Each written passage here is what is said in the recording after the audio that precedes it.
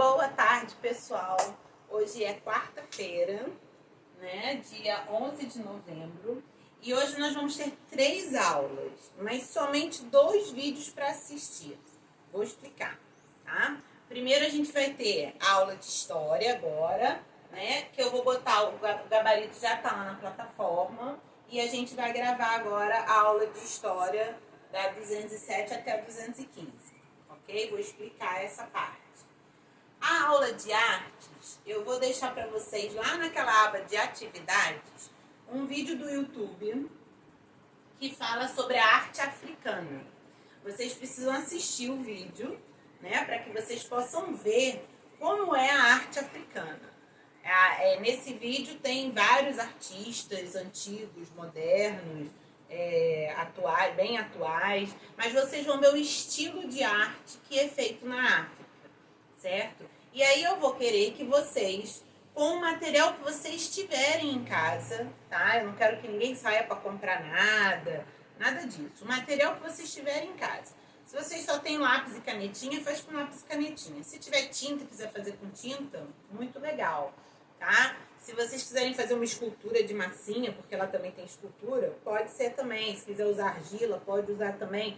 Fica a critério do artista, e o artista é você. A gente precisa entender que quando a gente está falando de arte, a gente está falando de criatividade, do sentimento de quem está fazendo, né? Então, eu faço uma proposta e diante da minha proposta, você tem que ver o que você vai fazer desse trabalho, tá? Esse trabalho de hoje vale mais 5 pontos, vai ficar faltando só 5 para o último trabalho, certo? Então, você vai fazer uma arte africana, baseada na inspiração do vídeo. Tá? Vocês vão saber o que é uma arte africana assistindo o vídeo e vão fazer uma arte inspirada na arte africana.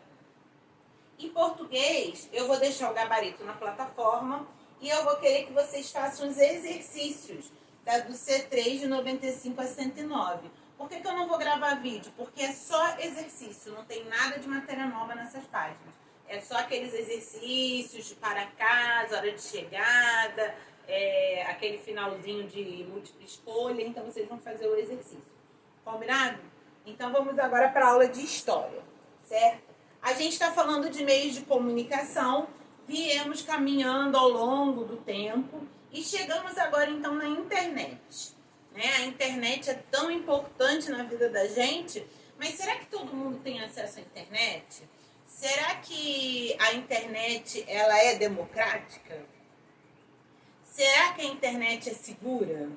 Será que eu posso colocar tudo que eu quiser na internet? Que cuidados eu devo tomar na internet? Né? Então, a internet, vamos ler aqui um pedacinho, daqui a pouco eu falo de novo. Vamos lá. A internet começou a ser desenvolvida na década de 1960, mas prestem atenção, a gente ainda não tinha acesso a isso, certo? Mas no Brasil, ela passou a ser utilizada somente no final da década de 1980. Mesmo assim, inicialmente, era aplicada para fins de pesquisa e educação.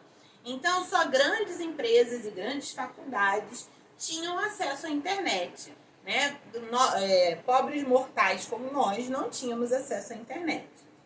Na década seguinte, ou seja, nos anos de 1990, a internet começou a ser fornecida e comercializada para uso em casa ou no trabalho, chegando a diversas regiões do Brasil. Porém, essa internet inicial era uma internet de escada. Era uma internet que estava ligada ao telefone fixo, né? Normalmente, quando a gente estava usando a internet, não podia usar o telefone fixo, demorava muito para se conectar, a transferência de informações era muito lenta. Então, e depois foi evoluindo e foi ficando o que a gente tem hoje, certo? Atualmente, a rede mundial de computadores, como é chamada a internet, é o meio de comunicação mais utilizado pela maioria das pessoas. Ela é capaz de conectar gente de todos os lugares do planeta e fazer circular informações a uma velocidade que ninguém imaginava até pouco tempo atrás. Se o celular tem internet, um simples recado enviado por um aplicativo de mensagens é possível informar a colegas e familiares a sua localização e o que você está fazendo naquele momento. Falando um pouquinho sobre a internet, deixa eu só dar uma olhadinha aqui. Falando um pouquinho sobre a internet, não está no livro, mas eu quero falar com vocês, que a gente daqui a pouco vai falar sobre inclusão e exclusão digital. Mas eu quero falar sobre a segurança da internet, tá? Hoje a gente usa muito a internet. E a internet é como se fosse a rua. Todo mundo está na internet. Na internet tem gente boa e tem gente ruim, certo? Então, a gente tem que ter muito cuidado com a internet. Quando a gente anda na rua, a gente não tem cuidado, né? Por um acaso, seu pai e sua mãe deixam você ficar na rua sozinhos? Geralmente não, né? Mas na internet, muitas vezes deixam. Então, tem que ter muito cuidado. Porque na internet, nem sempre aquilo que a gente está vendo é verdade, né? Por exemplo, eu hoje posso estar muito triste, mas eu tô aqui dando aula para vocês, sorrindo, brincando. Vocês não vão saber se eu tô triste ou não, certo? Então, na internet, a gente passa a informação que a gente quer, né? Eu podia usar uma máscara, por exemplo, e ninguém saberia quem era a tia Simone, né? Eu posso fazer um site e usar um personagem e nunca aparecer com a minha imagem, nem colocar os meus dados. E as pessoas podem me seguir, na verdade, seguir o personagem, acreditando que ele é real. Então, a gente tem que ter muito cuidado, certo? Outra coisa muito importante, jamais, de maneira alguma, dê pela internet para ninguém o seu endereço, o seu nome completo, o nome dos seus pais, a escola que você estuda. Não faça isso, certo? A gente tem que ter muito cuidado, porque às vezes é uma pessoa querendo buscar informações sobre a sua família, né? Ah, seu pai tá aí, a sua mãe tá aí. Não. Se você não conhece essa pessoa, você não tem que responder. Quando você está na rua, você fala com estranhos? Então, na internet, você também não deve falar com estranhos. Ah, tia, mas eu fiz um amigo pela internet. Será? Tenha muito cuidado. Não é impossível. Pode ser feita amizade pela internet. Existem até pessoas que se casam com pessoas que conheceram na internet. É comum, acontece. Mas também pode ter muita maldade, certo? Outra coisa que vocês têm que ter cuidado é na hora de fazer buscas no Google. Existe, na maioria dos computadores e celulares, existe um mecanismo chamado de segurança dos pais, né? Acredito que os pais de vocês conheçam isso. E ali os pais podem bloquear sites impróprios para crianças. Mas, mesmo assim, pode ser que passe alguma coisa. Então, toda vez que você for fazer uma pesquisa na internet, coloque assim, infantil, escolar, para crianças. Então, por exemplo, eu quero saber a origem do sistema solar.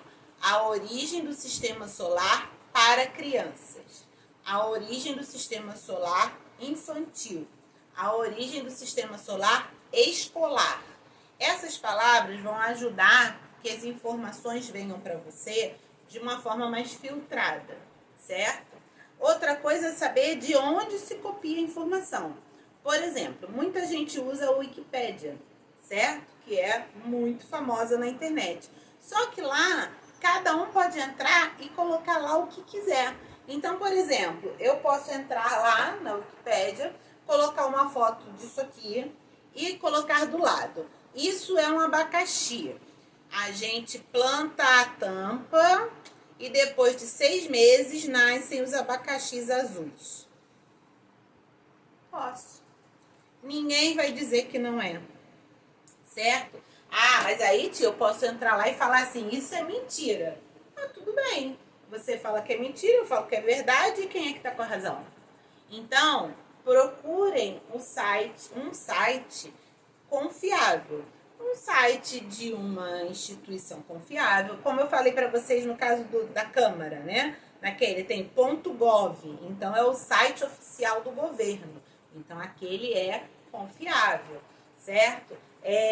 Tem alguns sites escolares que são muito bons, que são voltados para criança, o Smart Kids, por exemplo, que vocês conhecem.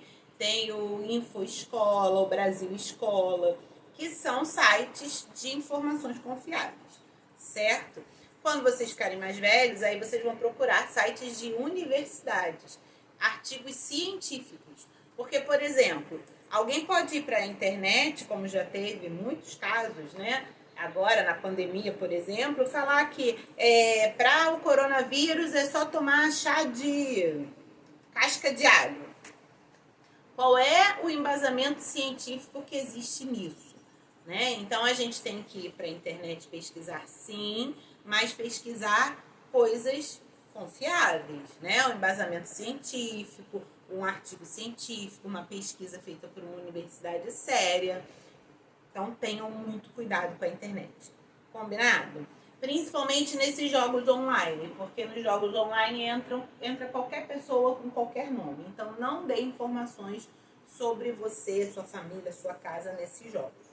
Combinado? Vamos seguir, então.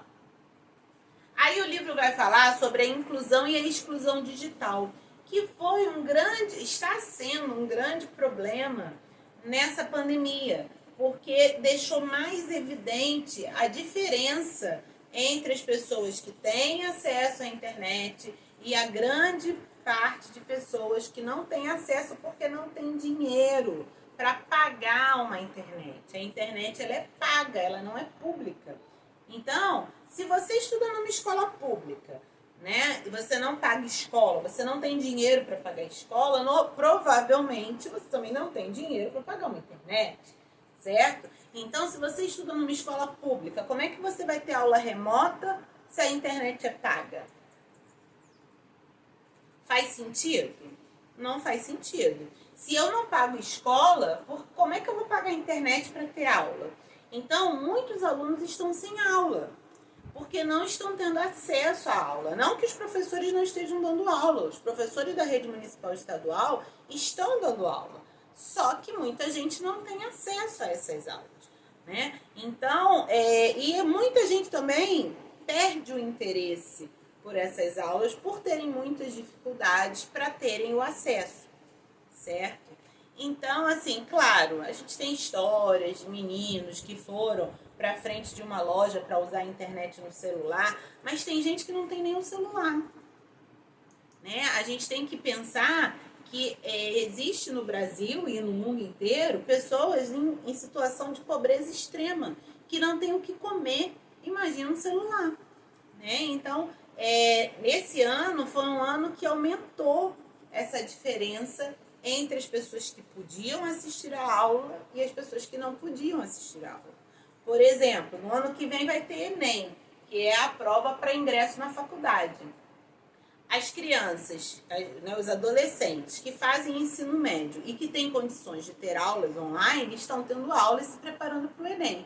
E os que não têm? Vão fazer o mesmo Enem. Será justo? Não será justo. Existem adolescentes do terceiro ano do ensino médio que estão sem aula desde março e que em janeiro vão fazer o Enem. O mesmo Enem de quem teve aula o ano inteiro. Isso é exclusão digital, certo? Então, vamos ler aqui o que o livro fala. É muito sério. Esse mês todo a gente está falando sobre a consciência negra. Mas a consciência tem que ser de igualdade, né? Não só dos negros, mas de igualdade entre as pessoas. Não necessariamente as pessoas excluídas são negras, certo? Nesse momento que a gente está falando de exclusão digital, não tem nada a ver com a cor da pele. Muitas pessoas brancas foram excluídas, muitas pessoas negras foram excluídas. E eles vão prestar o mesmo Enem. Eles têm a mesma chance? Não. Com certeza não. Eles não tiveram acesso à informação, né? Então, fica muito gritante essa diferença numa situação como essa no nosso país. É para se pensar bem, né? Então, vamos lá. Infelizmente, muitas pessoas ainda não têm acesso a computadores e à internet. Essa falta de contato com as novas tecnologias é chamada de exclusão digital e provoca uma enorme desigualdade de condições entre as pessoas, pois quem pode acessar a rede tem mais chances de trocar informações com muito mais rapidez do que uma pessoa que não tem esse acesso. Leia a seguir uma pesquisa realizada pelo IBGE sobre como a internet é acessada pelos brasileiros. Então, de 2016 para 2017, o percentual de pessoas que acessaram a internet através do celular aumentou de 94,6% para 97%.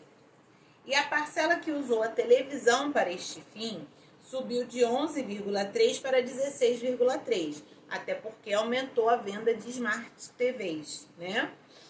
Já a taxa dos que utilizaram microcomputador para acessar a internet caiu de 63,7% para 56,6%, até porque as pessoas dão preferência a comprar um celular do que um computador, né? A pesquisa do IBGE indica que a maioria dos brasileiros já acessa a internet pelo celular, mas ainda existem pessoas que não utilizam esse tipo de tecnologia, como Jonas Francisco de Oliveira, de 65 anos, que só se comunica com as filhas por telefone fixo. Veja o que ele disse sobre isso no trecho da matéria a seguir, que aponta que em 2018, 63 milhões de brasileiros não utilizavam a internet. As minhas irmãs falam com as minhas filhas pelo computador, mas eu só falo com elas com horário marcado por ligação comum. Meu celular é caidinho. Acho que seria muito difícil aprender a usar a internet agora porque já sou idoso. Isso é verdade? Não, a gente pode sempre aprender, né? Todo mundo da minha família usa, menos eu. Se ele quiser aprender, ele vai conseguir aprender, tá? Como o senhor Jonas, muitos outros brasileiros não acessam a internet ou outros meios digitais. Os principais motivos dessa exclusão são não saber como utilizar esse tipo de tecnologia, não ter interesse ou não haver serviço de conexão com a internet no local em que mora ou que frequenta. E veja o gráfico a seguir, pois ele demonstra a parcela da população que não havia acessado a internet até 2018. Então, tá aqui, ó. Não sabiam usar a internet, falta de interesse, o serviço era caro, o serviço não era disponível, o equipamento necessário era caro ou algum outro motivo, certo? Agora, vocês vão fazer as páginas 209, 210, vão ler o texto da 211 e vão fazer o Hora de Praticar até a 215, combinado? E aí depois eu coloco o gabarito, tá bom? Então um beijo e até a hora do Meet, porque hoje não tem mais vídeo, tá? Um beijo.